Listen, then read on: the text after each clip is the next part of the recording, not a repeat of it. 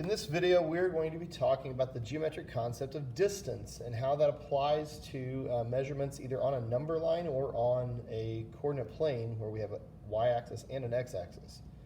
And so we're going to get started by first talking about what distance is on a number line. Distance, all right, well, let me make sure I'm not messing up my page. The distance between any two coordinates or numbers or points is really just the length of the segment. So let's say we talked about segments A and B. So I'm going to put A somewhere on the number line and B somewhere else on the number line. Okay, we would say the length of AB, or just AB, equals the absolute value of the difference in their coordinates. So let's say I had this as my first x coordinate, this is my second x coordinate. Okay, it would just be the absolute value of x1 minus x2.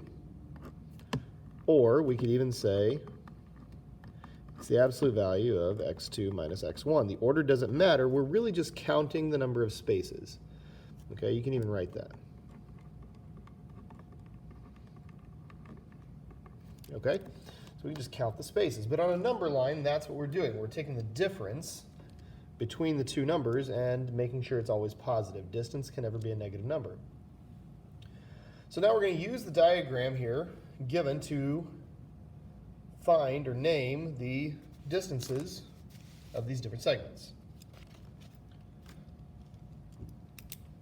So first of all, we're going to find the distance along this segment AD, just between A and D, whose distance from D is 2, okay? So the reason they're telling you this is kind of tricky. We want to find a distance that is 2 away from D, or a point that is 2 away from D, but I can't go past D to the right because it's only on the segment AD. So the one that is 2 away from D would be point B. Okay? Now, we want 2 points whose distance from E is 2. Now, that means I'm going to have 2 possible answers. So I have the left and the right. So I'm going to find E, and from E, 2 away from E to the left is C, and 2 away from E to the right is G. Okay? Now, the midpoint of segment AE is what we want to look at. So if I've got segment AE, all right, that total distance, if I just count the spaces, 1, 2, 3, 4, it's a length of 4. The midpoint is halfway between A and E. So half of 4 is 2. Half of the full 4 is 2 this way. So if I just go 2 to the right and left, from that I get point C. So C would be the midpoint.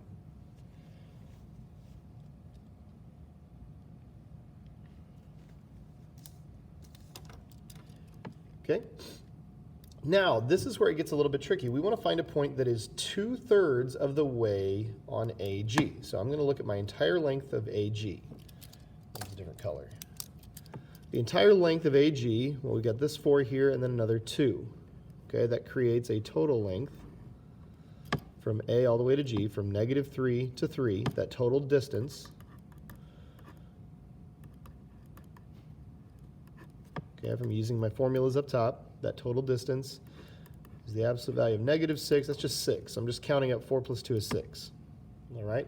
That total length is 6.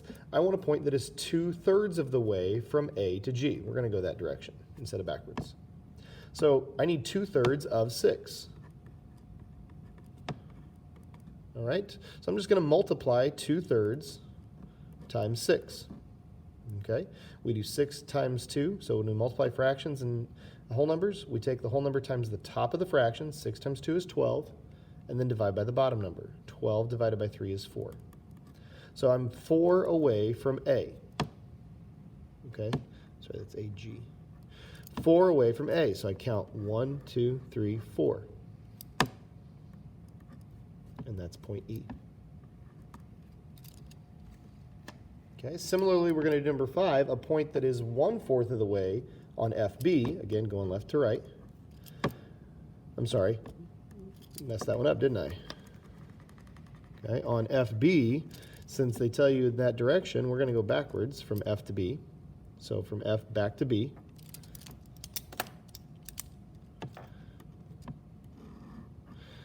All right, that segment is 1, 2, 3, 4 long. So since I'm going in this direction, I'm going to go 1/4 of 4 in that direction. 1/4 of 4. It's just 4 times 1 is 4, divided by 4 is 1. So I'm just going to go back 1. And so that is also point E. All right, so now I want the numeric value, the actual value on the number line that is half of the way from C to F. So I want to go from C to F, and my number line's getting kind of messed up, but from C to F, that's 1, 2, 3. Halfway between C and F is half of that length 3. Half of 3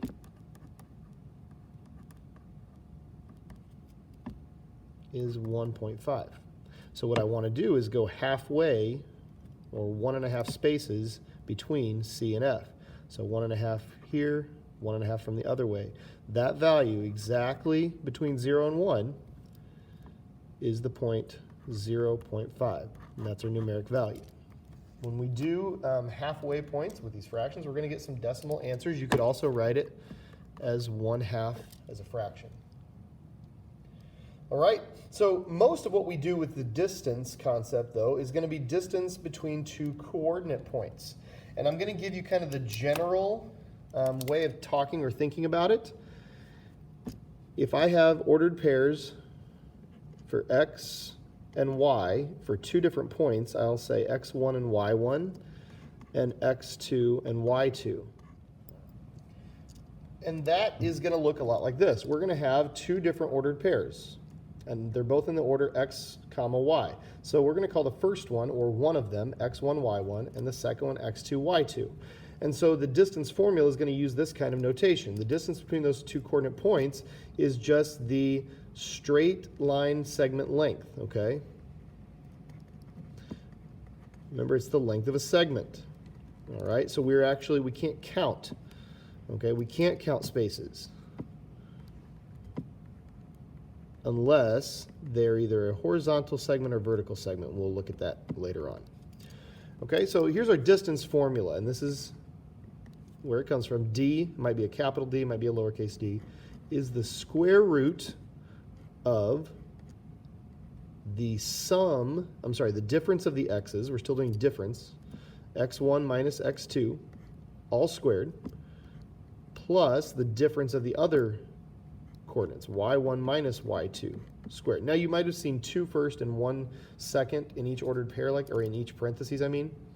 Okay, what this is I'm taking the difference of these two x's. I'm going to take this one minus this one, or this one minus this one. So it doesn't really matter. But whatever order I pick to start, I'm going to do the same order for the y values. That's our distance formula, and that's something you need to have memorized, and you need to be able to use from here on out.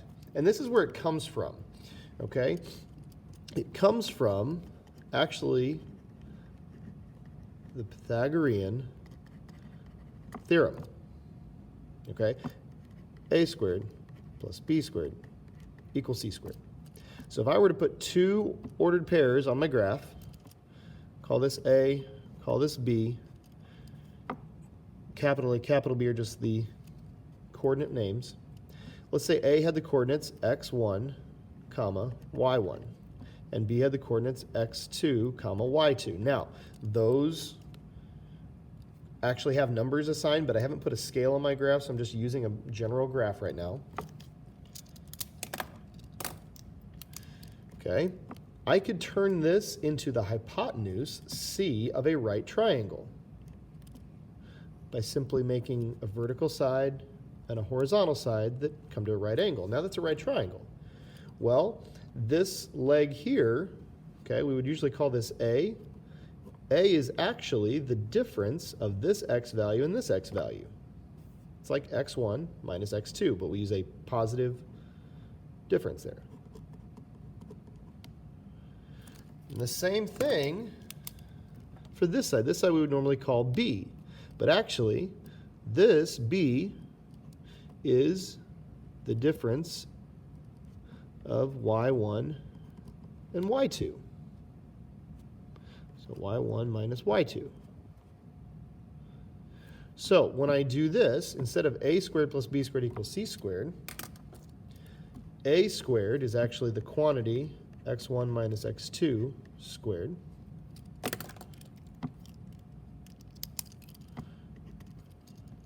B squared is actually the quantity y1 minus y2 squared.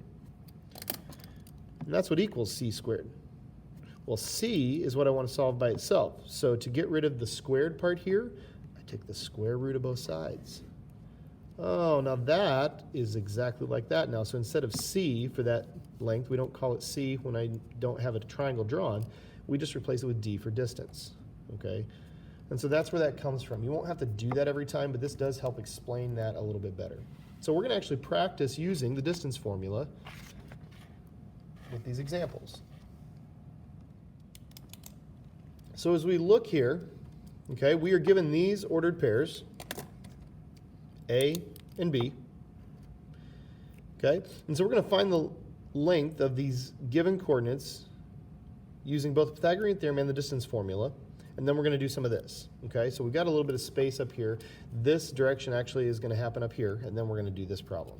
All right, so what I want us to do is just use our distance formula. So the length of AB is the same as our distance. I'm just going to write AB.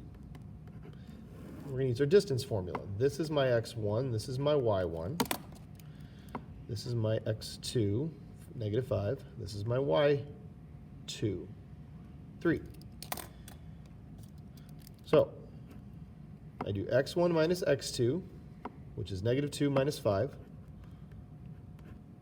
squared, plus y1 minus y2. Since I chose -2 as my first number in the first parentheses, I'm going to choose -4 as my first number in that parentheses, minus 3. Okay, and I made a mistake already. Back with my x2 and x1. When I do -2 minus negative, that minus negative needs to turn into a plus. Okay, that was my mistake. I got to fix that. So -2 minus -5 is the same as -2 plus +5. So that's what I did there. All right? And so then we're going to start simplifying. -2 plus 5 is +3. So I'm going to write my square root symbol again. So that's +3 squared. Plus -4 minus 3 is -7. So I have -7 squared. I need you to remember that when I square this negative, I get a positive. So put this in parentheses like that. 3 squared is 9, so I still write my square root until I'm done with all the operations inside. And then -7 squared is +49. Okay, so I'm going to add those up. 9 plus 49 is 58, but that's still under a square root. And then I use the square root button on my calculator and I actually get a decimal value. Okay, when I use my calculator, this is about 7.62. Okay, and so that's really what I want us to do. AB is about, and so I'm using approximately equal to, that's what these lines mean, 7.62.